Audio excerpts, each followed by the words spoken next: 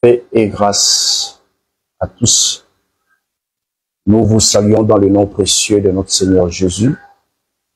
Ça, c'est votre émission, la voix de l'époux, les armes offensives et défensives. Vous nous suivez de partout dans le monde. Nous sommes précisément dans la ville de Dakar, ici au Sénégal. Et nous vous invitons tous, par la grâce Seigneur, à suivre cette série de questions et réponses. Nous sommes dans une suite parce que l'émission précédente, nous avons eu un problème technique. Alors, tenez-nous très bien par la grâce Seigneur. Si vous êtes là en ligne et que tout se passe bien, faites-nous signe, faites-nous un signe pour que nous sachions au moins comment est-ce que les choses, ça se passe. Alors, ça c'est la suite aujourd'hui de la série questions et réponses. Ce sont des grands sujets que nous voulons aborder et exploiter avec des questions qui viennent de partout dans le monde. Nous commençons là où nous sommes arrêtés. Nous sommes là. Il y a une question qui a été posée. Je vais commencer par là. Quels sont les critères d'un bon choix du conjoint? C'est-à-dire qu'une sœur veut savoir quels sont les éléments ou quels sont les critères pour faire un bon choix du conjoint, c'est-à-dire soit l'homme, soit la femme. Alors, sans plus tarder, ici, nous sommes là pour répondre avec les Écritures. Alors, ceux qui sont en ligne, il faut que vous nous faites signe si le son est bon. Nous insistons. Vous ne pouvez pas être là et rester tranquille. Que le Seigneur Dieu vous bénisse richement. Alors, la première question que nous voulons aborder, et nous avons eu le temps aussi d'aborder ça parce qu'on a eu un problème technique, ça. On nous pose la question de savoir quels sont les critères d'un bon choix. Alors, d'ores et déjà, pour répondre à cela, nous avons dit qu'il y a deux critères pour un frère de faire un bon choix du conjoint. Je le répète, il n'y a que deux critères. Il y a les critères d'ordre spirituel. Il y a les critères d'ordre matériel. Alors, je vais m'expliquer pourquoi. Parce que le mariage, c'est un sujet très difficile à enseigner, à expliquer et à pratiquer. Les jours où Jésus a enseigné sur le mariage sous thème comme le divorce, les disciples, ils ont dit, si tel est le cas pour l'homme, vaut mieux ne pas se marier. Ça dit que il faut pas prendre ça à la légère. Alors, je m'en vais vite pour vous dire que pour ne pas échouer par rapport au choix, le premier critère, c'est le critère d'ordre spirituel. Alors, par là, je vais dire quoi? Je suis dans Genèse 24. Genèse chapitre 24, verset 12, il est écrit, notez-moi très bien, 24, verset 12, il est écrit. Puis il dit, c'est le tendant le plus ancien. Éternel, Dieu de mon Seigneur Abraham, fais-moi, je t'ai prie, rencontrer aujourd'hui ce que je cherche et agis avec bienveillance envers mon Seigneur Abraham. Mais voici, placé près de la source d'eau, et le fils des gens de la ville sortent pour puiser de l'eau. Et la jeune fille à laquelle je dirai, penche ta cruche, je te prie pour que je boive, et qui répondra, bois, et je donnerai aussi à boire à tes chameaux, soit celle que tu auras destinée à ton serviteur Isaac. C'est-à-dire pour rencontrer la femme de ta destinée, et pour la femme rencontrer l'homme de ta destinée, il faut, la première des choses à faire, c'est inviter Dieu dans ce que vous voulez poser comme choix. C'est-à-dire ici, l'étendant le plus ancien, il pouvait tout simplement aller sous la bénédiction d'Abraham. Mais il a associé Dieu, c'est-à-dire que il a compris que les paroles d'Abraham ne suffisaient pas. Parce qu'Abraham a dit, aller dans ma patrie pour chercher la femme à mon fils Isaac. Mais en allant, il a invité les cieux sur la terre. C'est-à-dire un frère, une sœur qui ne veut pas échouer dans le choix du conjoint ou de la conjointe, il doit associer Dieu. Ne pas associer Dieu, c'est déjà... En fait, quand tu n'associes pas Dieu dans ce que tu fais, ça dit que tu as déjà échoué. Alors, quand je dis associer Dieu ici, veut dire prier. Parce qu'ici, c'est une prière, c'est toute une prière qui est l'étendard le plus ancien à faire. Alors, beaucoup de gens veulent se marier, mais ils n'associent pas Dieu, ils ne prient pas. Et je vais vous démontrer que les gens ne prient pas. Même quand la personne dit il prie, mais ses pensées sont ailleurs. Voilà pourquoi je vous ai dit autrefois, l'Écriture dit que plusieurs songes viennent par la multitude de pensées.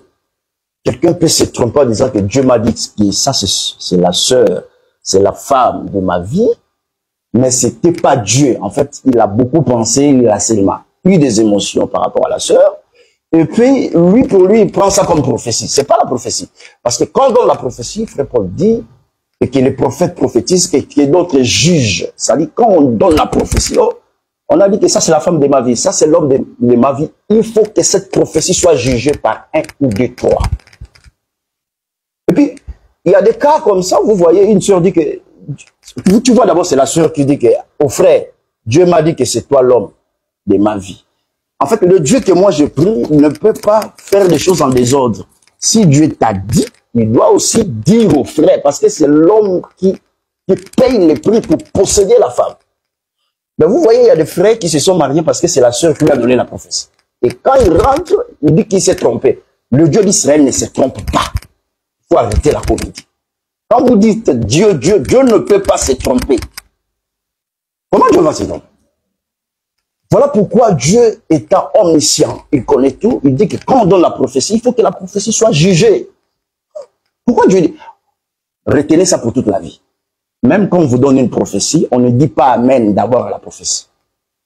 On ne rejette pas, mais on juge. Juger, c'est au travers des Écritures. Et le Seigneur Dieu le bénisse. Donc, tout celui qui veut faire un bon choix, il doit d'abord associer le ciel. Il n'a jamais eu un homme qui s'est confié à Dieu et qui soit confus dans son choix. Ça n'existe pas. Et puis si c'est Dieu qui a dit, Dieu ne peut pas revenir encore en arrière pour dire à l'homme, ça c'était pas la femme de ta vie. Cherche maintenant la femme du ministère. Cherche maintenant la femme de ta destinée. Ça c'est le Dieu Made du Congo, Made in Côte d'Ivoire, Made in Gabon. Le Dieu du ciel, quand il dit quelque chose, il est derrière ça pour l'accomplir. Ça, c'est le premier critère. Et c'est le critère où beaucoup de gens, en fait, négligent. Vous voyez? Tu vois la sœur, surtout pour les frères. Il faut prier. Je dis bien, il faut prier. Ou avant de voir, tu pries. Maintenant, quand tu pries, il faut attendre la réponse. Il ne faut pas être pressé. Tu es en train de prier, mais tu as déjà fait la dot. Ça, c'est la comédie. Et puis, on ne se marie pas par rapport à la pression. Le temps coule. Si c'est Dieu qui veut parler, laissez, on n'oblige pas Dieu de parler aujourd'hui ou demain. Voilà pourquoi ce sont des choses, beaucoup de gens se sont précipités et arrivés là-bas. Le frère s'est dit que, oh, la sœur s'est dit que ça, c'est pas l'homme de ma vie. Parce que tu n'as pas associé Dieu. Quand l'étendard le plus ancien, Genèse chapitre 24, verset 12, vous lisez, quand il a invité les cieux sur la terre, il ne s'est pas trompé. Et puis, il a donné les indications. Quand on prie sur le mariage, on donne les indications, on prie avec précision. Je veux que la sœur soit comme ça. Je veux que ça soit comme ça. Je veux que ça soit comme ça. Je veux. Et la sœur aussi, de son côté, il dit que quand l'homme va venir là, je dois ressentir ça. Si je ne ressens pas ça, c'est-à-dire que c'est pas l'homme qui est destiné pour moi. Donc, se marier, faire un bon choix, c'est trouver la femme de ta destinée. Voilà pourquoi l'étendard le plus ancien dit, la femme à qui je demanderai de l'eau à boire, soit la femme que tu as destinée. Donc, le vrai mariage, c'est quand tu rencontres la personne de ta destinée. Et pour rencontrer la personne de ta destinée, il te faut associer le ciel sur la terre. Ou bien associer le ciel dans le choix que tu veux faire. Ou inviter le ciel sur la terre. Donc, ça, c'est dans la prière. Alors, qu'est-ce que nous voyons aujourd'hui? Nous voyons que dans la prière, le frère dit c'est la femme de ma vie, la sœur voit autre chose, le pasteur ou les dirigeants aussi voient autre chose. En fait, Dieu ne peut pas, il faut m'écouter très bien. Si la prophétie est donnée et que l'homme ne pas rassurer sur cette prophétie, je vous dis que le frère ne peut pas s'amuser à se marier. Dieu ne peut pas parler ailleurs. Il parle au pasteur, il parle à la sœur, il laisse celui qui doit doter comme ça. Bon, le Dieu que moi je prie, il ne peut pas faire ça.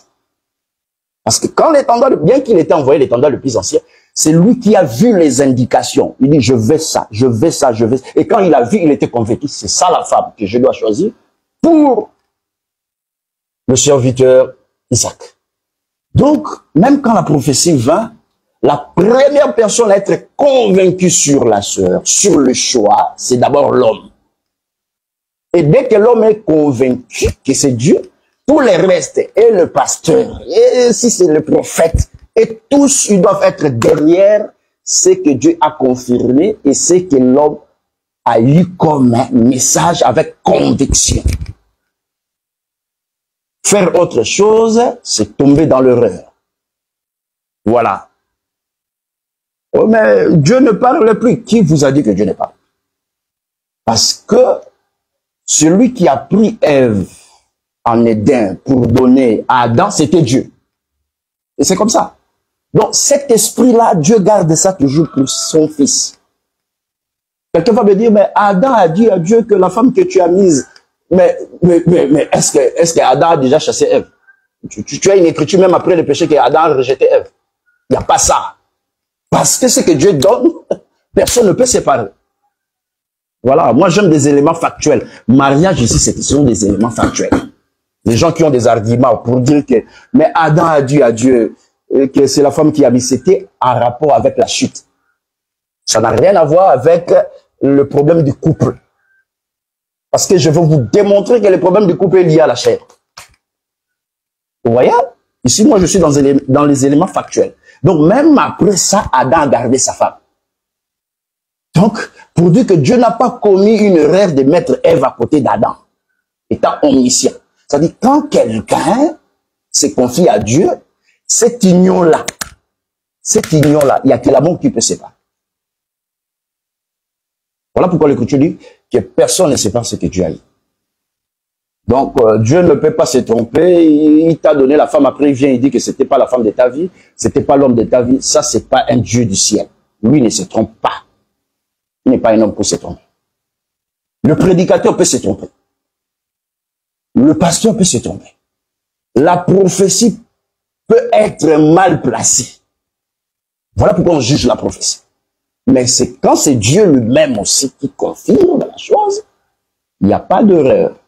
Voilà le premier critère, c'est un élément très important à souligner.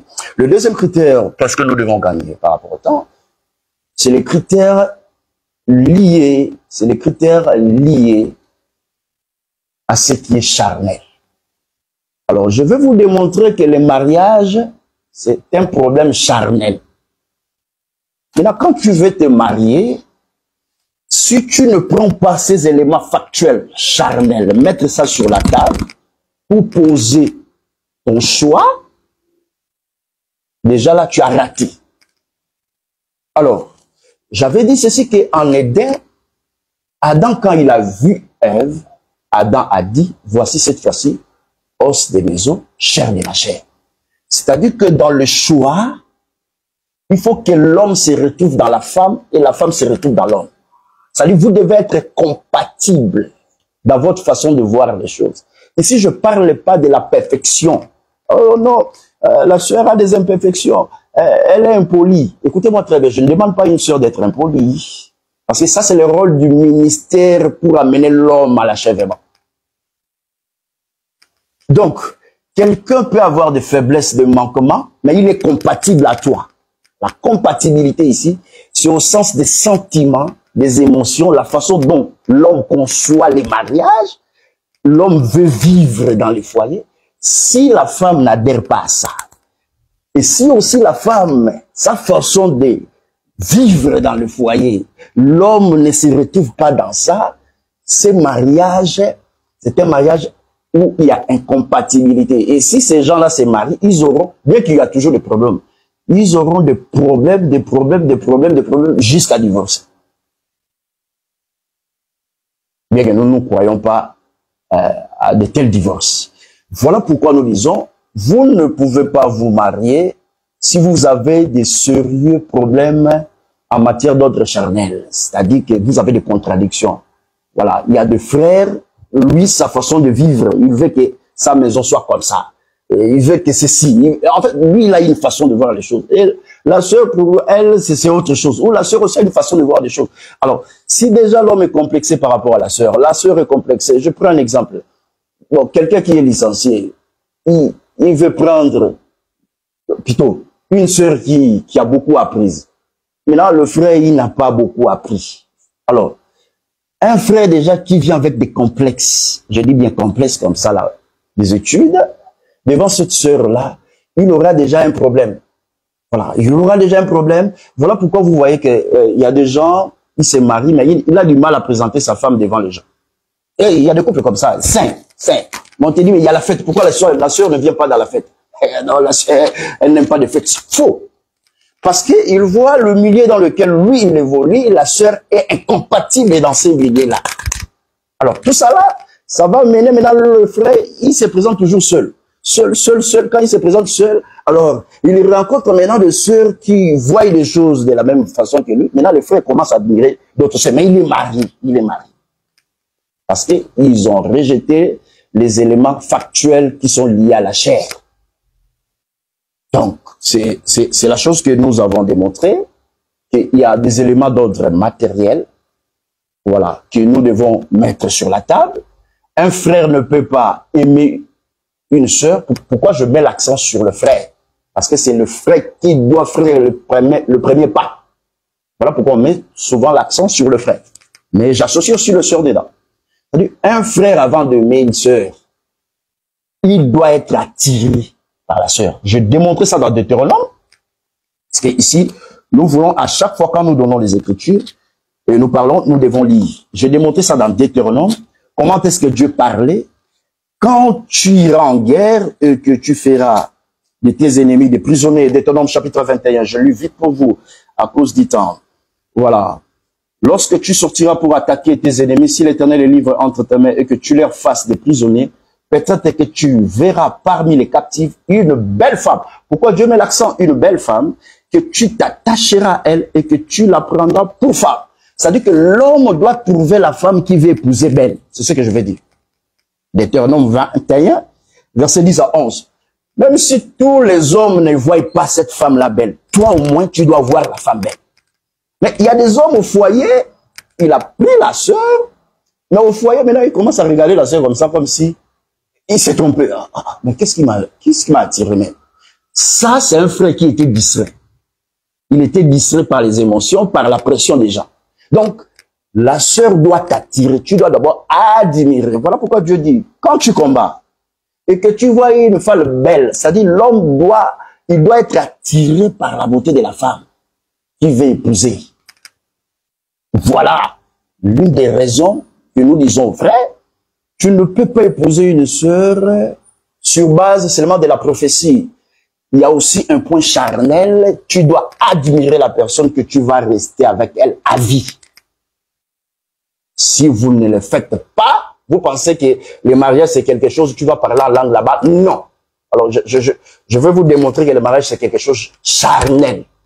1 Corinthiens chapitre 7. Parce que les gens pensent qu'on dit mariage. En fait, on s'est marié pour la chair. C'est pas pour aller au ciel. On se marie pas pour aller au ciel. Non, c'est pas comme ça. 1 Corinthiens chapitre 7, verset 33. Écoutez-moi très bien. Écoutez-moi très bien. Écoutez-moi très bien. Je vais lire pour vous. Celui qui est marié s'inquiète des choses du monde. Ici, on parle au frère. Donc, Paul dit que le mariage, ce qui se passe dans le mariage là, ce sont les choses du monde. Quand on dit monde terrestre, c'est pas les choses du ciel. Donc, quand tu veux te marier, maintenant, il faut prendre les choses du monde là, comme les éléments factuels, tu mets ça sur la table. Est-ce que moi, je serais en mesure de satisfaire la sœur par rapport aux choses du monde? Le frère doit se poser des questions. Ça, c'est pour le frère. Maintenant, si tu esquives les éléments factuels qui sont liés aux choses du monde, frère, on ne se marie pas pour aller au ciel. On se marie, Paul dit, à cause de l'impudicité, que chaque homme ait sa femme, et pour la femme, son homme. On ne se marie pas, hey, l'âge a avancé. C'est pas ça. Je ne suis pas venu accompagner les gens sur la terre. Je dois me marier. Ce n'est pas ça. C'est pas ça. C'est pas écrit comme ça. Ce sont des inventions. Parce que vous voyez, nous marions, c'est à cause de ça. Voilà. Voilà pourquoi Jésus déjà avait verrouillé ça, qu'au ciel, il n'y aura pas ça. Parce que on va porter un corps incorruptible qui n'aura pas besoin de tout ça. Je continue maintenant, verset 34, verset 33. Celui qui est marié, c'est quête des choses du monde. Le mariage, c'est les choses du monde, frère. Donc, parmi les critères, tu dois bien comprendre ce quoi les choses du monde. Tu dois faire ton choix par rapport à ces choses-là. J'aimerais que la femme soit comme ça. J'aimerais ça, j'aimerais ça, j'aimerais ça. Ça, les choses du monde. C'est pas les choses spirituelles. Oh non, frère, nous tous, le mariage, c'est dans le Seigneur. Prends seulement la sœur. Ce n'est pas comme ça. Le mariage, c'est dans le Seigneur. Ça veut dire c'est dans la foi. Maintenant, dans la foi, là, je dois choisir une sœur. La sœur aussi doit accepter un frère par rapport aux choses du monde, pas par rapport au ciel. C'est ça. Maintenant, quand tu omets les choses du monde, tu es en train de mettre ça à côté, directement, ton choix là que tu vas faire, ça sera un choix où tu vas regretter plus tard. Alors, je continue maintenant pour la sœur. Celui qui est marié s'inquiète des choses du monde, des moyens de plaire à sa femme. Vous voyez, ça c'est pour l'homme. Donc, tout ce que l'homme va faire au foyer là, Dieu appelle ça chose du monde. Il n'y a pas de choses spirituelles là-bas. Mais de manière à plaire à sa femme. Je continue. Alors, je continue aussi pour la sœur ici. De même, verset 34, de même la femme sans mari, comme la Vierge, se soucie des choses du Seigneur, afin d'être sainte de corps et d'esprit.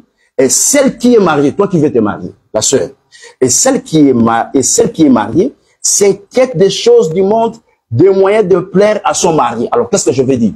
Une sœur qui n'est pas prête à satisfaire son mari, son homme, son futur époux, aux choses liées à la chair, qu'elle ne se marie pas. Un frère aussi qui n'est pas prêt à satisfaire la sœur aux choses du monde, qui ne se marie pas. Bon, quelqu'un va dire les choses du monde quoi? Donner les vêtements à la femme, c'est les choses du monde. Vêtir la femme, c'est les choses du monde. Les lits conjugales, c'est les choses du monde. À des fois, vous ne comprenez pas ça. Lit conjugal, c'est les choses du monde. Parce que vous voyez, donner l'enfant, c'est les choses du monde. Tout ça, ce sont les choses du monde. Vous comprenez ça. Oh, la soeur veut se balader. Oh, voilà, il fait chaud. Elle veut se balader. Elle veut prendre de l'air. Tu ne vas pas dire que c'est une distraction. C'est les choses du monde. Il y a des gens, en fait, moi, j'ai rien. En fait, c'est sur les distractions. C'est les choses du monde. Vous pensez qu'on se marie pour quoi? La soeur dit, je veux me détendre. Oh, toi, tu es charnel. Mais les mariages, ce sont les choses charnelles. Vous pensez c'est quoi? Oh, attends, toi, fais pas les frères. Donc, toi, tu penses que tu vas enseigner le crocodile aux sœurs. Si tu fais ça, tu es un ignorant. Au mariage, non, choses du monde. On part là-bas pour faire les choses du monde. Ah, mais la femme, c'est trop. Tout ce qu'elle a besoin, là, c'est lié à la chair. Et l'homme aussi, tout ce qu'il a besoin, la femme doit être en mesure de lui satisfaire. C'est lié aux choses du monde. Oh, je suis fatigué. Je suis seulement venu dans cette maison pour ça. Pour préparer. Faut pas le seul. Oh. Mais tu es là pour ça, pour préparer. Choses du monde. Si tu n'es pas prête à ça, ne te marie pas. Parce que le frère va commencer à murmurer et il va commencer à manger ailleurs. Il mange chez la sœur là, premier jour, deuxième jour, troisième jour, qui tombe. Vous pensez que c'est la blague? Hein? Tu ris, mais c'est pas la blague. Donc, on se marie pour ça. C'est pas pour aller au ciel. Si c'est pour aller au ciel, moi, personnellement, là, je ne peux pas me marier. On se marie pour ça. Le Seigneur Dieu le bénisse. Donc, voilà les éléments factuels que nous voulons montrer aux frères, que les mariages, ce sont des choses charnelles. Nous passons à une autre question, à cause du temps. Voilà. Il y a une question, comment appelle-t-on la période d'une relation avant le fiançailles? Alors, écoutez-nous très bien. La sœur veut savoir, avant le fiançailles, la période qui vient avant le fiançailles, on appelle ça comment? Alors, il faut comprendre une chose, que ce que d'abord les gens appellent la fiançailles, ce n'est pas ce que la Bible dit. Alors, je vous ai démontré ça, Deutéronome chapitre 20. Deutéronome chapitre 20, à cause du temps, on va aller très vite. Deutéronome chapitre 20. Deutéronome chapitre 20, verset 7. Voilà ce qui est écrit. Qu'est-ce qui s'est fiancé avec une femme et ne l'a pas encore prise, qui s'en aille et retourne dans sa maison, de peur qu'il ne meure au combat, qu'un autre ne la prenne. Vous savez ce que ça veut dire?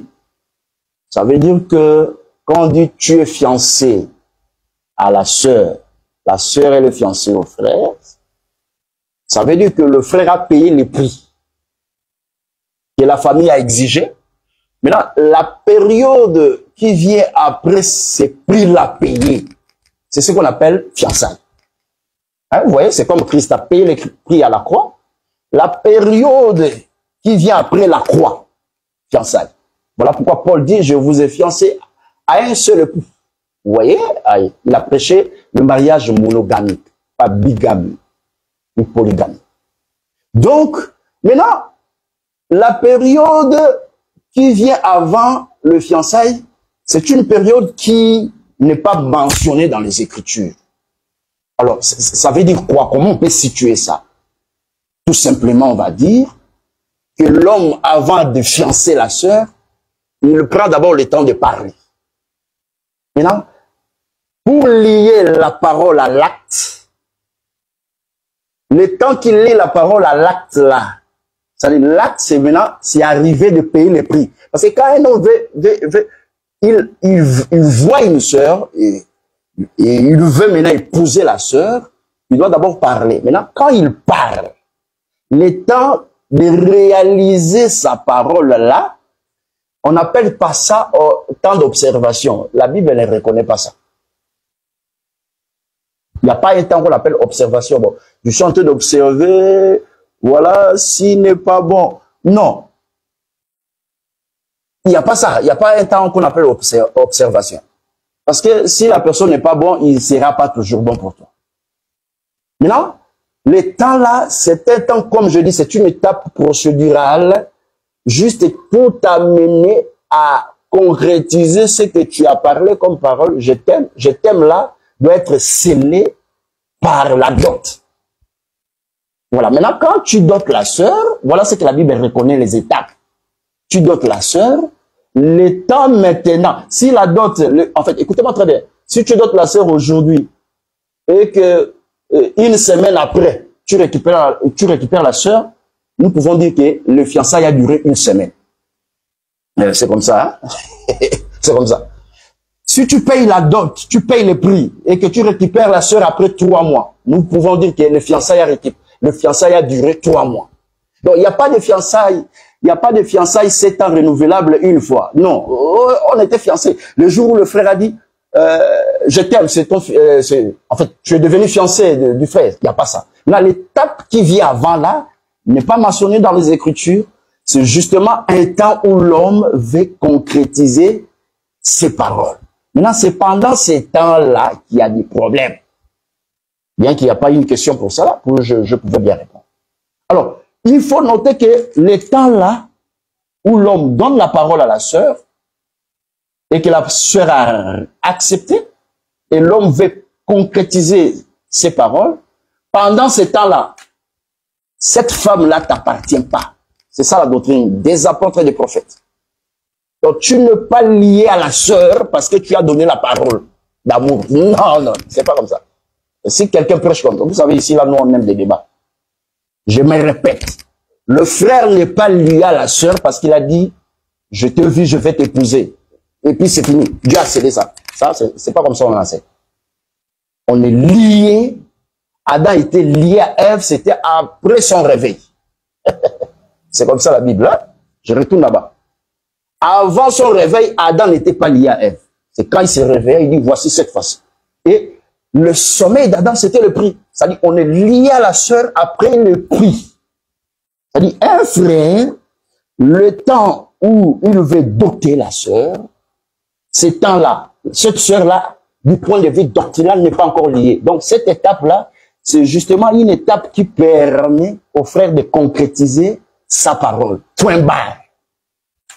Mais ce que l'Écriture reconnaît la dot, et c'est la dot qui ouvre la porte aux fiançailles. Voilà. Donc, il n'y a pas des étapes. Ce sont nos coutumes maintenant où la première porte, deuxième porte, troisième porte, jusqu'à arriver à la dot. Ça, ce sont des coutumes à la manière des hommes. On ne peut pas prêcher des coutumes ici dans la Bible. Mais l'enseignement aussi ne nous demande pas de rejeter les coutumes. Donc, si un frère veut se marier avec une soeur et qu'on lui demande de venir 3 fois, il doit passer 4 étapes. Les 4 étapes-là n'est pas écrites ici dans les Écritures, mais le frère doit respecter ça. C'est la traduction. Hein? Ouais, c'est comme Jacob, on lui a dit, attention, ici, la coutume de la ville ne veut pas que la cadette parte en mariage avant l'aîné. Donc, il a respecté ça.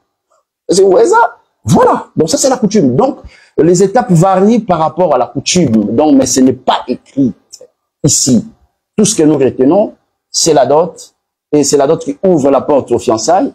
C'est tout. Maintenant, l'étape qui vient avant le fiançailles, c'est justement l'étape où l'homme cherche à concrétiser tout ce qu'il a prononcé comme parole. Et je répète que pendant ce temps, la femme n'est pas la femme de cet homme. Alors, je vais démontrer ça avec un élément factuel. La femme devient la femme de l'homme, c'est quand il y a le fiançailles. Élément factuel. Et fiançailles, ce n'est pas après, ce n'est pas avant la dot. Alors, prenons une écriture claire ici. Deutéronome 22, verset 23. Deutéronome 22, verset 23. Deutéronome 22, verset 23. Nous voyons aujourd'hui, on soulève un frère, on met un frère devant l'assemblée, ils sont fiancés, c'est pas comme ça. Ils sont fiancés mais n'ont rien payé. C'est pas comme ça. Deutéronome 22, verset 23. Voilà ce qui est écrit. Si une jeune fille vierge est fiancée à quelqu'un et qu'un homme la rencontre dans la ville et couche avec elle, vous le ferez sortir tous les deux, à la porte de la ville. Vous les lapiderez, ils mourront. La jeune fille pour n'avoir pas crié dans la ville. Et l'homme qui a violé la fille fiancée, voilà ce que l'Écriture dit, et l'homme pour avoir fait violence à la femme de son prochain. Donc quand on dit celle-ci est ma fiancée, ça veut dire elle est ma femme. C'est ce que ça veut dire. Moi je parle avec des éléments factuels. C'est-à-dire l'homme qui a violé ici, là, on lui reproche d'avoir violé la femme de son prochain. Donc, le jour qu'on dit que tu es fiancé, ça dit, dorénavant, ça c'est ton homme, c'est ta femme. Et tu ne peux pas revenir comme ça pour dire que ce n'est plus ma femme. Non, c'est pas comme ça. Et puis Dieu ne peut pas se tromper dans des choses comme ça. Voilà un peu ce qu'on peut répondre avec les Écritures par la grâce du Seigneur. S'il y a d'autres détails, nous allons continuer. Alors, il y a une autre question. Si après le mariage, l'homme ou la femme découvre que l'autre est sorcier ou sorcière, y aura-t-il divorce? Parce que c'est pour les uns, c'est une païenne ou c'est un païen. Alors, cette question, Jésus a déjà répondu et il a verrouillé. Alors, notez-moi très bien. La sœur nous pose la question, si l'homme, après avoir doté, et qui se trouve dans un même toit avec la femme, soit la femme constate que l'homme c'est un sorcier, ou l'homme constate que la femme c'est une sorcière. Est-ce qu'ils doivent divorcer? Nous disons N-O-N, non. Pourquoi nous disons non? Parce que nous allons lire une écriture, Matthieu chapitre 5. Matthieu chapitre 5, verset 31. Il a été dit que celui qui répudie sa femme lui donne une lettre de divorce. Verset 32. Mais moi je vous dis, quiconque répudie sa femme, sauf, Moïse n'a jamais dit sauf. Moïse a dit pour motif quelconque. Sauf pour cause d'infidélité. Ce que Louis Segou appelle infidélité, voilà ce qu'un juif traduit. Toi, tu manges les foufous, la tchéké, les miemboué, tu ne peux pas contredire Chouraki. Ça, c'est un juif. Voilà ce qu'il parle. Quand il dit l'infidélité, c'est quoi? Matthieu chapitre 5. Je suis ici. Matthieu chapitre 5, verset 31. Il a été dit qu'il renvoie sa femme, qui lui donne un acte de rupture. Voilà, sous la grâce, la chose qui peut t'amener à répudier la femme ou la femme à se séparer de l'homme. Comme l'homme, comme la femme. Mais moi, je vous dis, vous là, c'est la grâce qui enseigne. Qui répudie sa femme, sauf à propos de sexe, c'est-à-dire, ce que lui, c'est quoi appelle l'infidélité, un juif dans la chair qui a traduit cette Bible dit sexe. Donc, un Congolais ne peut pas venir contredire un juif qui maîtrise la langue hébraïque araméenne. Hein? Donc, quand tu veux contredire Chouraki, réfléchis seulement que tu manges le foufou, laisse le débat. Donc, qui répudie sa femme, sauf à propos de sexe, lui fait commettre l'adultère sous la grâce, ni la sorcellerie. Alors, je vais vous scandaliser ce soir. Vous pouvez être étonnés, mais ce sont des choses, c'est ça la doctrine. Voilà pourquoi les apôtres dans Matthieu 19, ils ont prié. Sous la grâce, ni la sorcellerie. Je ne demande pas qu'une sœur ou que tu puisses rencontrer une sorcière ou un sorcier. Ni la sorcellerie. Oh, la femme, elle est impolie. Oh, l'homme est sorcier. Tous ces éléments-là, sous la grâce, tombent dans le lot des motifs quelconques. Le motif quelconque n'est pas l'infidélité. Maintenant, le divorce est possible. C'est quand, ici, il y a ces motifs d'infidélité. Maintenant, une personne peut me poser la question, mais pour la sœur, parce qu'on dit seulement que c'est quand la sœur tombe dans l'infidélité. Mais pour la sœur, quand est-ce qu'il peut se séparer de l'homme? Élément factuel est clair, hein? Romains chapitre, ou 1 Corinthiens chapitre 7. Je prends 1 Corinthiens chapitre 7. Suivez-moi très bien. 1 Corinthiens chapitre 7, verset... Voilà. Suivez-moi très bien ici, là. Nous sommes en direct. 1 Corinthiens chapitre 7, verset 39. Voilà ce qui est écrit. Une femme est liée aussi longtemps que son mari est vivant, mais si le mari est décédé, elle est libre de se marier à qui elle veut. Ça, c'est la doctrine. Donc, ici, pour la sœur, alors, j'ai pris deux écritures, pour le frère et pour la sœur. Pour la sœur, même si le frère est sorcier, tu vas rester avec ton sorcier à la maison. Parce que si tu priais bien, Dieu ne peut pas te donner un sorcier. Il va te révéler l'état d'âme de la personne. Voilà. Quand vous jouez avec des sentiments, oppression, on nous a dit déjà qu'on ne peut pas encore rompre. Mais là, le frère, il s'est présenté chez nous, il a parlé aux parents. S'il a parlé aux parents, il n'a pas payé la dot, tu ne pas sa femme. Il faut qu'on enseigne les choses comme ça. Il faut qu'on enseigne comme ça. Je sais pas comment il a... qu'est-ce qu'il vous lit? Bon, moi, je pose la question avec la doctrine. Qu'est-ce qui lie un frère avec la sœur? Je demande, je laisse ça comme un devoir à domicile. Devoir à domicile maintenant. Parce qu'on doit maintenant enseigner comme ça. Qu'est-ce qui lie un frère avec la sœur? C'est les paroles là, je t'aime, j'ai vu tes yeux rouges, c'est ça? Vous jouez avec la doctrine de Jésus. Hein? Oh, parce que le frère a déjà parlé. Il a parlé quoi? Il a parlé quoi? Qu'est-ce que la doctrine dit? Quand est-ce que l'homme est lié à la femme? Voilà pourquoi il faut bien prier. Je reviens ici. Pour la sœur, verset 39, 1 Corinthiens 7, une femme est liée aussi longtemps que son mari est vivant. C'est-à-dire aussi longtemps que le sorcier est vivant. Toi, tu es lié à lui. C'est ça la pensée de la lettre. C'est ça que ça veut dire. Aussi longtemps que son mari, maintenant, si son mari est sorcier, la femme aussi est liée à son sorcier. Si son mari est avare, la femme est liée. Si son mari est, je sais pas comment là, il est faible dans la vie de prière, la femme est liée. C'est ça l'esprit de la lettre.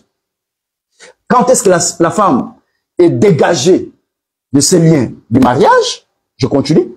Mais si le mari est décédé, donc, tu dois attendre la mort de l'homme. Maintenant, une sœur aussi qui vit dans une même maison, il attend la mort de son prochain. Mais tu ne verras pas le Seigneur. Comment toi tu vis avec quelqu'un, tu veux qu'il décède? C'est à cet esprit-là, c'est moi qui t'anime là, voir la mort d'une personne là. C'est la haine. Hein? Parce que celui qui haït son frère, c'est de le tuer. Donc, tu veux voir quelqu'un mourir. Alors, tout ce que tu peux faire, c'est patienter. C'est rester tranquille. C'est supporter. Elle est libre de se marier à qui elle veut. Vous voyez? Donc, la sœur, elle est libre, c'est quand le mari est décédé. Maintenant, le mari, là, qu'il soit sorcier, qu'il soit comment, il faut que la mort seulement vous sépare. Ça, c'est pour la sœur. Maintenant, pour l'homme, c'est dans Matthieu 5, 31, 32. C'est dans Matthieu 19. Regarde maintenant pour l'homme. Matthieu 19, verset 7. Pourquoi donc lui dire-t-il? Moïse a-t-il recommandé de donner à la femme un acte de divorce et de la répudier? Il leur dit, c'est à cause de la dureté de votre cœur que Moïse vous a permis. Verset 9 à cause du temps. Mais je vous dis, quiconque repudie sa femme, sauf, Moïse n'a pas dit sauf. Un jour, j'ai fait les débats avec les frères. On a commencé de 1h jusqu'à 4h. On est en train d'expliquer c'est ma sauf. Moi, je restais dans sauf. Ils se sont baladés dans les écritures. Moi, je dors dans sauf. Parce que un mot dans l'écriture peut renverser tout. Sauf, je dis sauf. Cherchez-moi sauf là dans la loi. Ils ont fouillé, ils n'ont pas trouvé sauf. Je vous dis, vous pouvez pas trouver ça parce que celui qui parle ici, il a dit, moi, je vous dis. C'est la grâce qui enseigne. Sauf pour infidélité. Maintenant, voilà ce que un juif dit, sauf pour l'infidélité. Matthieu 19. Matthieu toujours 19 ici, verset 9. Je lis pour vous. Je vous dis, qui renvoie sa femme, sauf à propos des sexes. Non, pour l'homme, même si la femme elle est sorcière, tu dors avec elle comme ça la nuit, elle sort. Elle part aux États-Unis, elle revient. Le matin, tu ne vas pas la chasser. Oh, ça, c'est un motif quelconque. Oh, la sœur a préparé le poisson, mais l'huile est dépassée, il y a l'eau en haut, l'huile en bas. Tu vas rester avec elle. Tu vas rester avec elle. C'est un motif quelconque.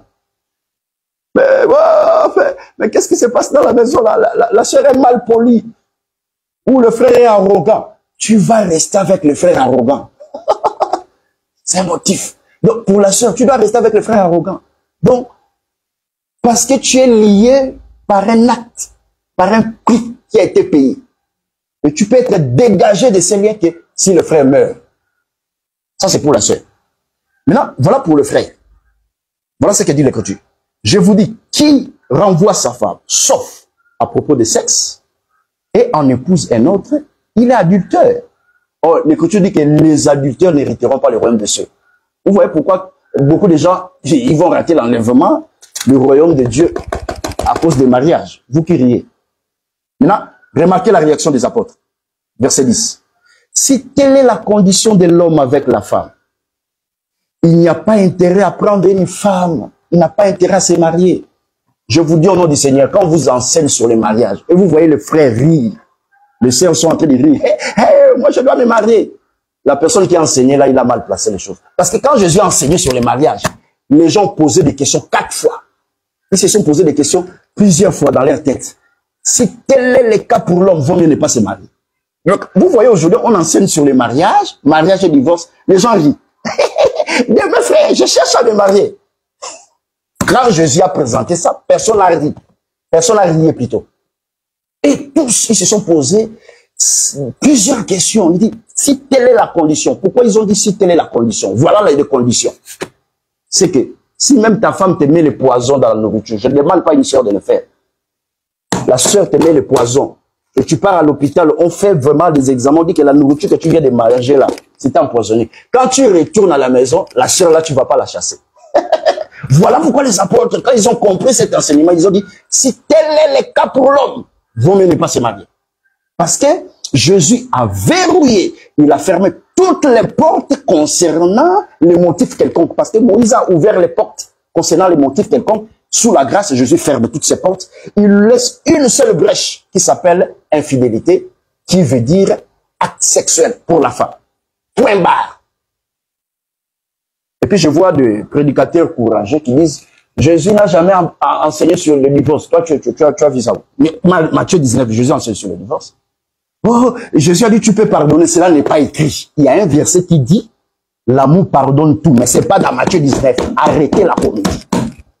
Tout le monde n'est pas appelé à enseigner. Hein? C'est comme ça. Matthieu 19, Jésus n'a jamais dit, tu peux ou ne pas. Cela n'est pas écrit comme ça. Jésus a ouvert ses mains, il brèche. Il dit alors, quand tu vois ça, tu peux chasser la femme. Maintenant, il y a un autre verset qui peut intervenir pour m'amener à pardonner la sœur. Mais ce n'est pas dans Matthieu 19. Il faut bien enseigner. Oh, Jésus n'a jamais enseigné les divorces. Tu as dit ça où? Je fais un débat avec un ministre de l'évangile éternel. Je le bloquais. Je dis, on va rester ici avec des éléments factuels. Montre-moi là où Jésus n'a pas enseigné les divorces. Je dis, ça c'est la théologie. Ça, ce que tu prêches là, c'est la théologie. Voilà. Donc, on peut passer à autre chose. Il y a pas un motif sous la grâce pour divorcer. Donc, si c'est un sorcier, c'est une sorcière, vous devez rester avec le sorcier ou la sorcière. Si c'est un païen, comme d'autres, il y a aussi une doctrine qui veut s'élever dans les ensembles de ces. Oh, mais la sœur est une païenne, on peut se divorcer. Même Paul a verrouillé ça. Non, je vais lire ça. Oh, mais une sorcière, c'est une païenne. Elle n'a jamais cru. Oui, je vais donner un verset, celui qui n'a jamais cru. Qu'est-ce que la Bible dit? Voilà, 1 Corinthiens chapitre 7. Il faut qu'on ferme des portes ici. Là. On ne peut pas laisser les choses ouvertes. Voilà. 1 Corinthiens chapitre 7, je vais lire pour vous. À cause du temps, suivez-moi très bien. Verset 15. Je commence par le verset 13. Et si une femme a un mari non croyant, vous voyez? Pourquoi l'Écriture dit si une femme a un mari non croyant? Ça veut dire tous les deux au départ, ils étaient des non croyants.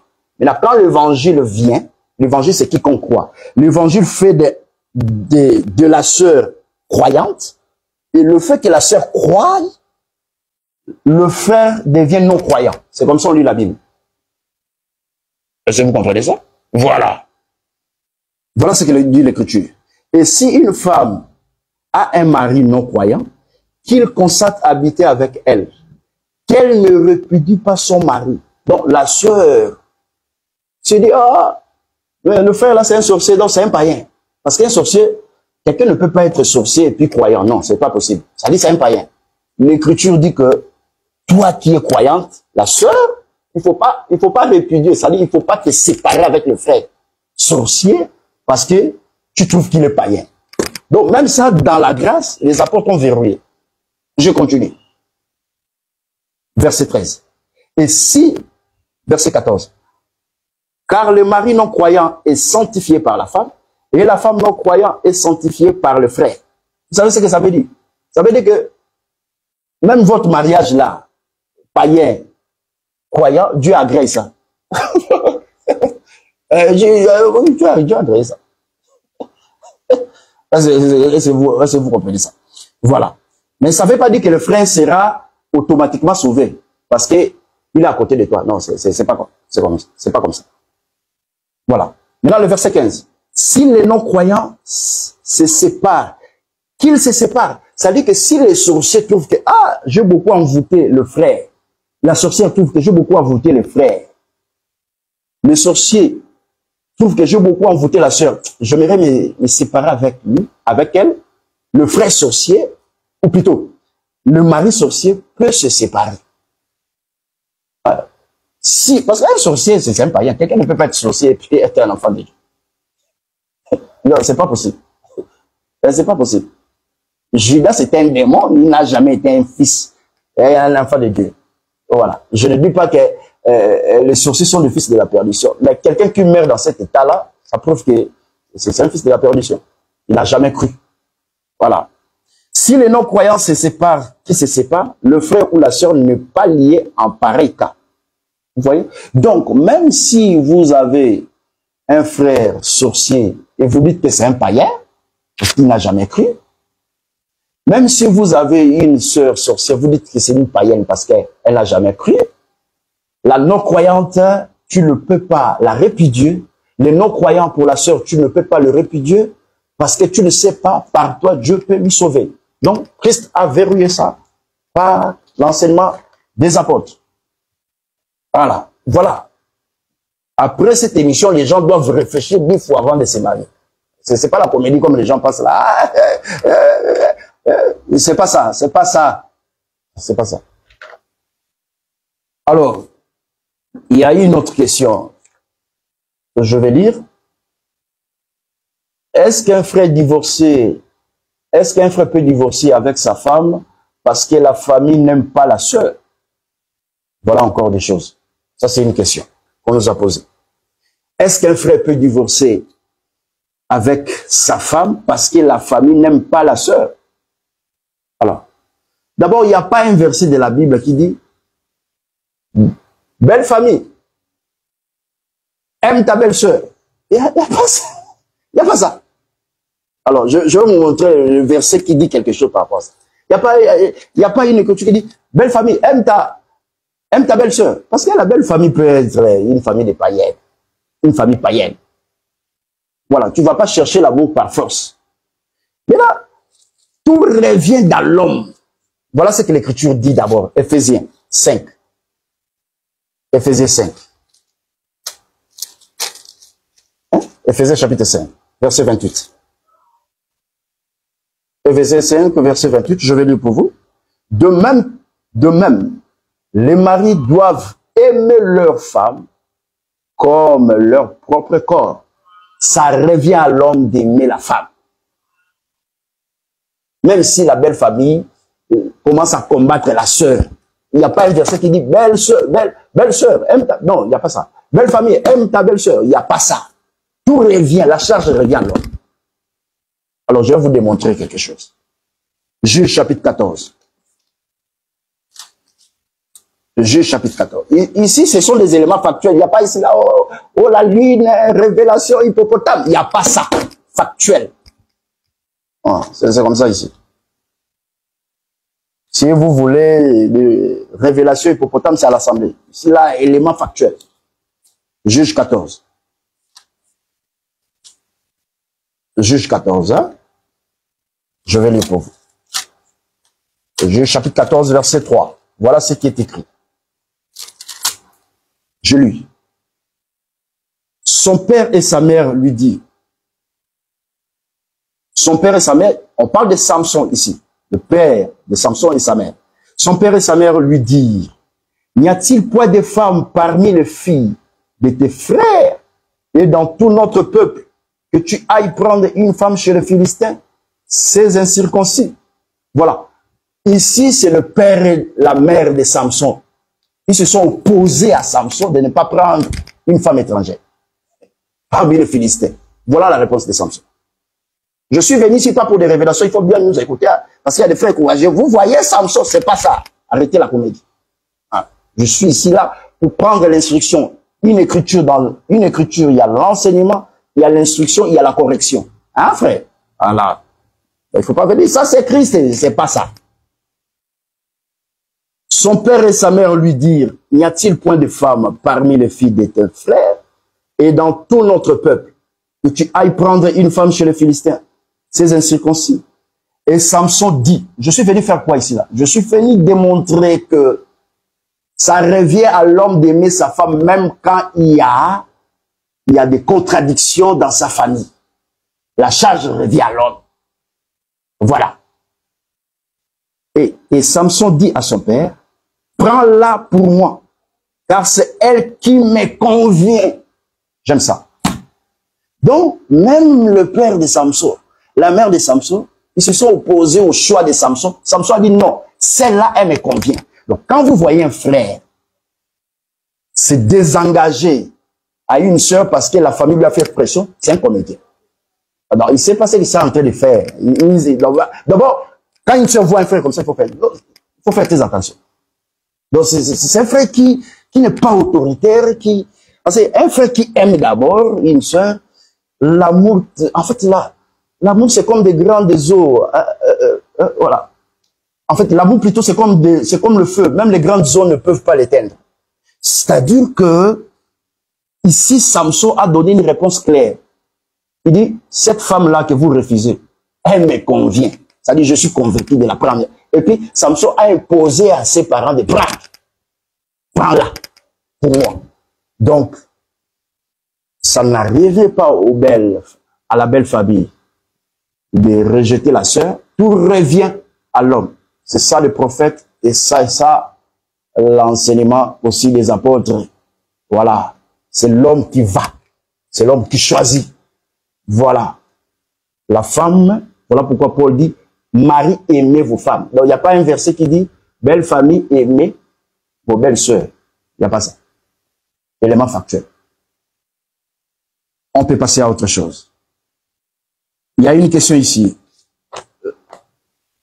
Pourquoi dire tout ce qui est écrit ne doit pas être enseigné?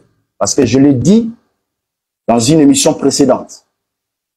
Tout ce qui est écrit ne doit pas être enseigné. Or, l'écriture dit, toute écriture est utile pour enseigner, pour corriger. Maintenant, moi, j'ai dit que tout ne doit pas être enseigné. Ça veut dire quoi? Ici, on va prendre seulement le verset. Et je me répète, tout ce qui est écrit, on n'enseigne pas ça à l'église pour que ça soit pratique. Alors, voilà comment je vais répondre à ça. C'est pas parce que c'est là écrit. Mais c'est là écrit que Abraham eut 3 femmes. Mais c'est là écrit. On peut enseigner ça. On peut avoir la révélation. Mais est-ce qu'on peut enseigner ça pour que ça soit pratiqué? Nous disons non. Voilà ce qui est écrit. Il y a enseigné, hein? 1 Timothée. Je prends d'abord Tite, chapitre 2. Tenez-moi très bien. Parce qu'il y a des gens qui sont distraits. Tite, chapitre 2. Je prends le verset 1. Voilà. Tite, chapitre 2. À partir du verset 1, écoutez-moi très bien. Tite, chapitre 1 plutôt. Verset 10. Il y en a fait surtout parmi les circoncis. Tite, chapitre 1, verset 10. Beaucoup d'indisciplinés, de vains discoureurs et de séducteurs, auxquels il faut fermer la bouche. Ils bouleversent des familles entières en enseignant ce qu'il ne faut pas enseigner. Prends le verset. Et Tite, chapitre 1, verset 11. Paul dit que parmi les circoncis, c'est-à-dire parmi les juifs, il y a beaucoup de gens avec de vains discours. Ils enseignent des choses qu'il ne faut pas enseigner. Tite chapitre 1, verset 11. Ils bouleversent des familles entières. Ouais, c'est comme quelqu'un qui sort en Côte d'Ivoire en disant la polygamie est d'actualité. Parce que quand il lit dans la loi, il voit qu'il y a des polygames. Lui, il enseigne ça pour que les gens pratiquent. C'est de cela que j'ai dit, tout ce qui est écrit ne doit pas être enseigné dans le sens que ça soit pratiqué. Ce qu'on doit pratiquer, c'est ce que Jésus a enseigné. Matthieu 28, verset 19 à 20. Allez, faites de toutes les nations les disciples, enseignez-les à observer. Quand on dit observer, ça veut dire à pratiquer tout ce que je vous ai prescrit. Donc, on peut pratiquer ce que Jésus a donné comme enseignement au travers des apôtres. S'il n'y a pas ça, On ne pratique rien. Même quand tu vois quelque chose est écrit, si cela n'est pas enseigné par Jésus, par les apôtres, pour que ça soit observé, on ne pratique pas ça. Donc j'ai un verset où Paul dit, il y a parmi des circoncis, des gens qui font de vains discours. Ils enseignent des choses qu'on ne doit pas enseigner. Voilà pourquoi je dis, tout ce qui est écrit ne doit pas être enseigné. Quand ils enseignent là, vous pensez qu'ils enseignent quoi? Je prends par exemple des frères que Paul a livrés entre les mains du diable. Ils enseignaient que la résurrection des morts a déjà eu lieu. Mais ils prenaient ça où? Ils lisaient les Écritures. Ce sont des choses qu'on ne peut pas enseigner. Est-ce que vous voyez ça? Donc, tout ce qui est écrit ne doit pas être enseigné dans le sens d'être pratiqué. On enseigne des choses que Jésus a enseignées et on demande au peuple de pratiquer ça. Mais je peux prendre un verset dans la loi, ça parle du diable, je peux enseigner ça. Là, toute écriture est utile pour enseigner, ça dit que ça ne peut pas rester en vain. Donc Dieu n'a pas parlé de choses au hasard. Il y a une instruction à prendre là. On parle de Job, quand on parle de Satan qui vient, voilà, dans la vie de Job, voilà. Donc, tout ça là, je ne peux pas laisser ces versets comme ça. Oui, mais enseigner ici dans le sens de pratiquer, tout ce qui est écrit, on n'enseigne pas ça pour que ça soit observé. Voilà un peu la réponse que nous pouvons dire. Aujourd'hui, il y a des cas où les gens prêchent sur la polygamie, c'est parce qu'ils lisent, cela est écrit. Mais est-ce que ça doit être enseigné pour que ça soit pratiqué? Non. Maintenant, quand je vais enseigner la polygamie aujourd'hui, je prêche la polygamie comme Paul. Les deux femmes là, ce sont des paraboles. C'était une parabole. Les deux femmes symbolisaient les deux alliances. J'ai enseigné. Mais je n'ai pas enseigné pour que la polygamie soit pratiquée. Vous voyez la nuance? Dieu vous bénisse. Alors, il y a ici, voilà. Ça, c'est quelle question encore? Voilà. Quelle est la procédure pour aimer une femme selon les apôtres ou pour aborder une sœur? Voilà. Il y a une question que la sœur nous a posée ici. Quelle est la procédure pour aimer une femme selon les apôtres ou pour aborder une sœur? Voilà. Donc la personne veut savoir, quand tu vois une sœur, quelle est la procédure pour arriver à dire à la sœur je t'aime? Parce qu'aujourd'hui, il y a beaucoup de choses qui se passent. Alors, il faut noter ceci. Hein. Il faut noter ceci que ce que les apôtres n'ont pas établi dans les Écritures, si nous établissons ça, ce sont des avis. Or, nos avis ne font pas partie de la doctrine. Qu'est-ce que je vais dire? Alors, je vais dire ceci que les apôtres ne nous ont pas établi littéralement qu'un frère doit commencer par ici, par là pour dire à la sœur, je t'aime. Non, ils n'ont pas ça. Mais Paul, il parlait en un mot. Je suis dans 1 Corinthiens 7. Alors, 9. Écoutez-moi très bien. Hein?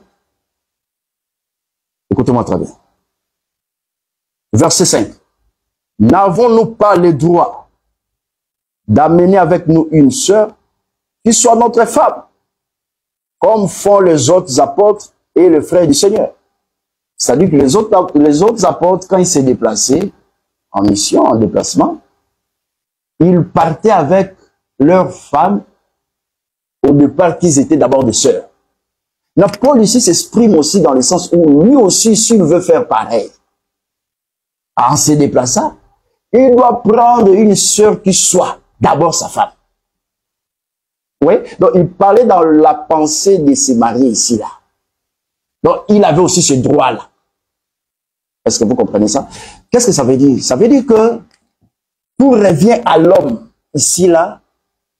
Quand il voit la femme, c'est d'abord l'homme de pouvoir faire le premier pas. Donc, on ne peut pas associer quand l'homme veut aborder une sœur qui est l'intermédiaire. Ça ne se fait pas. Voilà. Voilà. Est-ce que vous voyez ça? Donc, qui est l'intermédiaire dans le sens où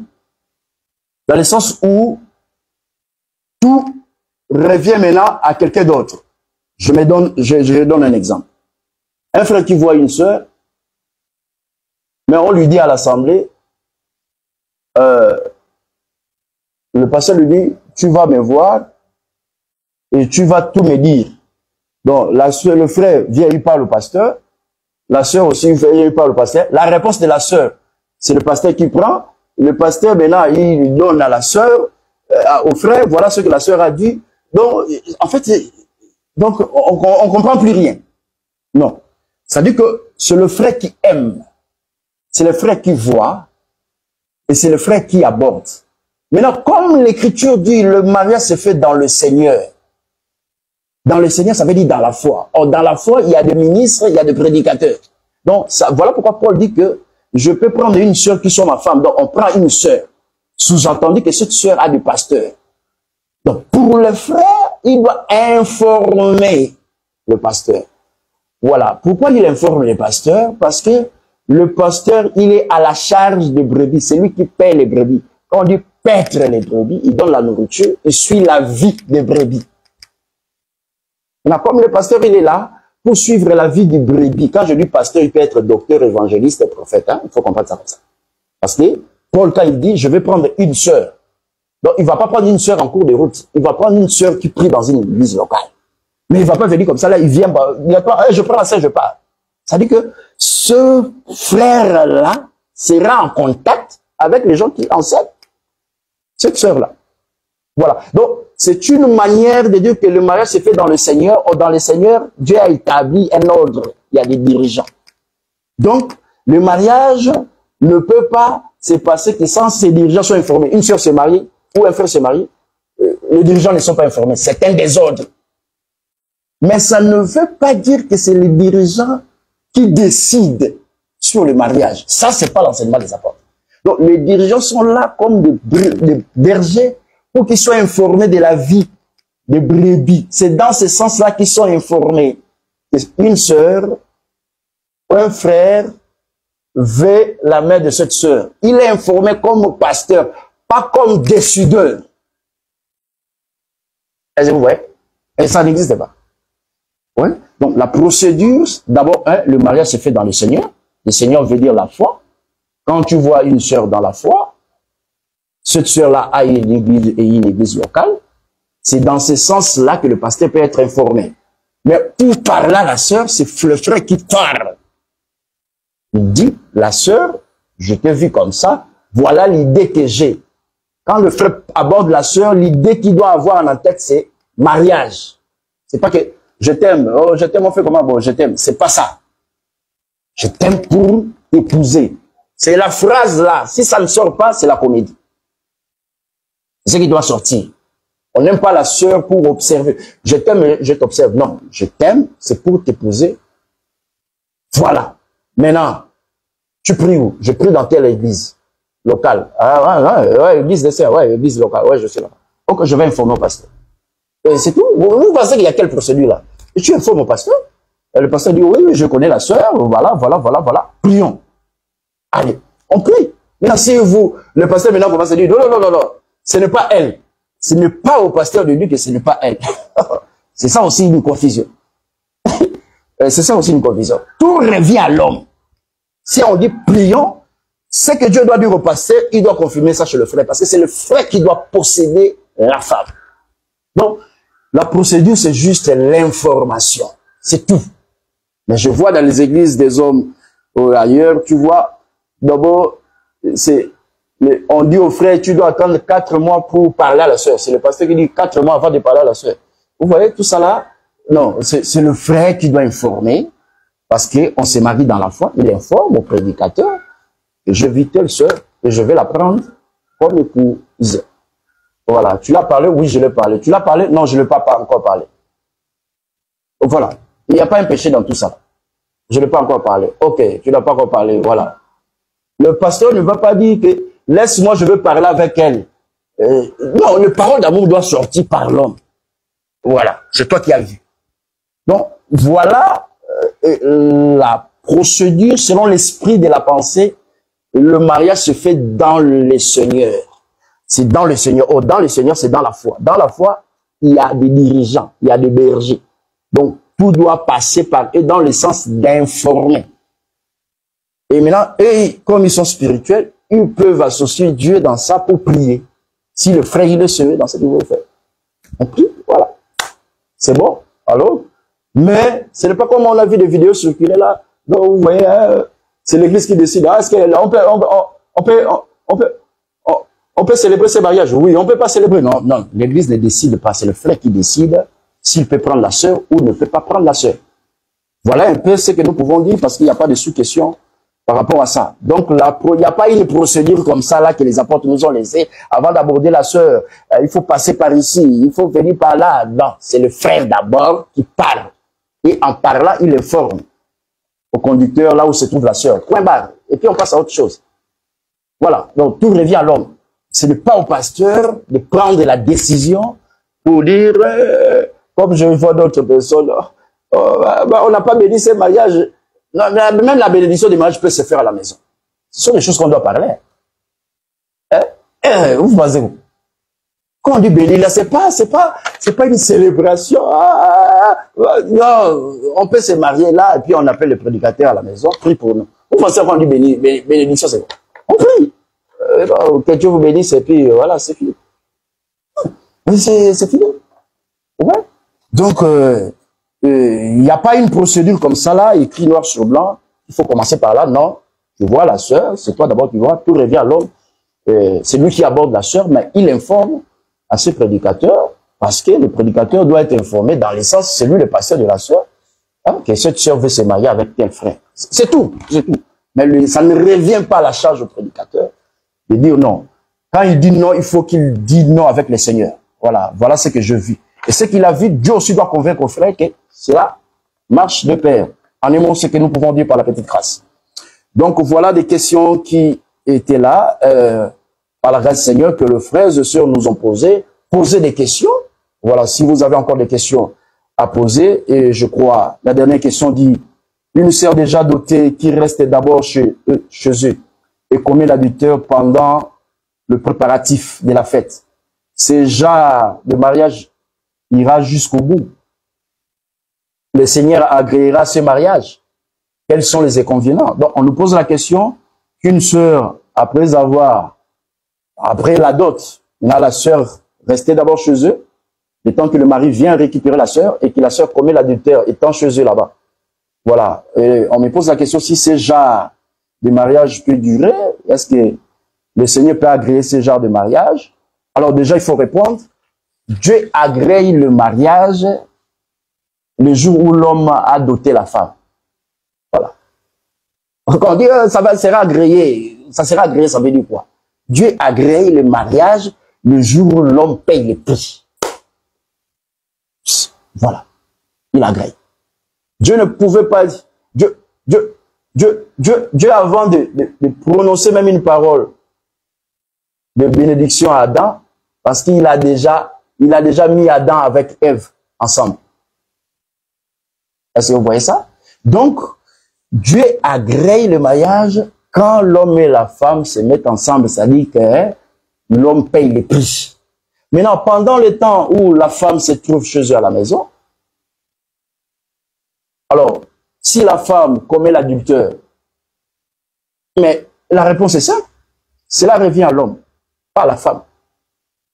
Cela revient à l'homme avec une brèche de Matthieu chapitre 19, verset 9, Matthieu 5, verset 31 à 32, qu'au cas où il y a l'acte sexuel, l'homme, Jésus ouvre une brèche pour répudier la femme. Donc, l'homme peut répudier la femme là. Donc, il a le droit de répudier. S'il décide, il répudie la femme. Alors, s'il accepte de garder la femme, il n'y a pas un verset qui l'interdit de garder aussi la femme. Parce que nous avons dit qu'il y a un verset qui demande à l'homme, dans l'amour quand on dit l'amour pardonne tout, il faut faire très attention. C'est pas l'amour de l'homme et la femme qui pardonne tout. C'est l'amour divin en nous qui nous donne la capacité de tout pardonner. Je me répète. Quand l'Écriture dit l'amour pardonne tout, beaucoup de gens pensent que c'est l'amour entre l'homme et la femme. C'est pas ça. C'est l'amour divin dans l'homme, dans les croyants, qui nous amène à tout pardonner.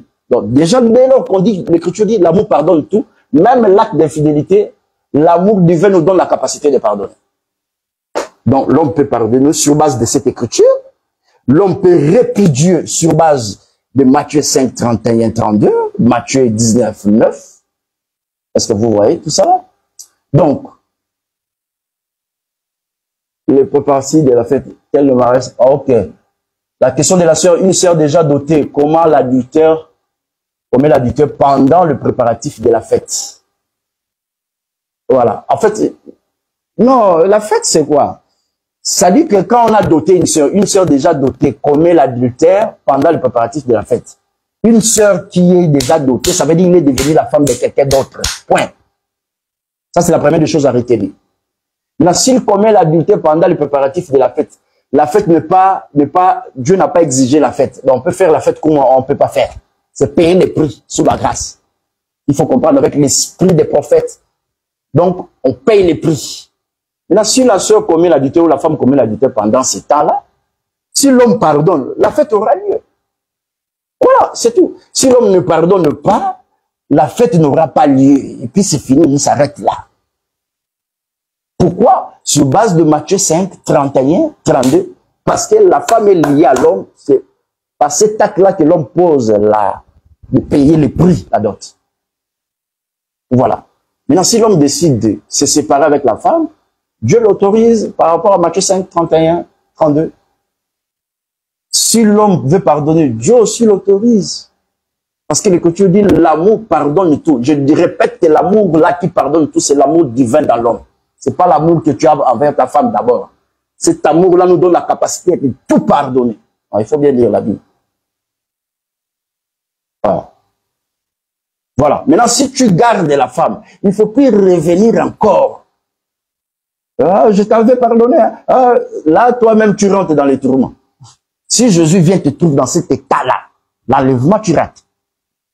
Voilà. Donc, tu n'as pas pardonné quelqu'un pour murmurer à la maison, commencer à créer des problèmes. Non, tu pardonnes, tu mets de côté tout ce qui s'est passé, tu avances. Voilà ce que nous pouvons dire.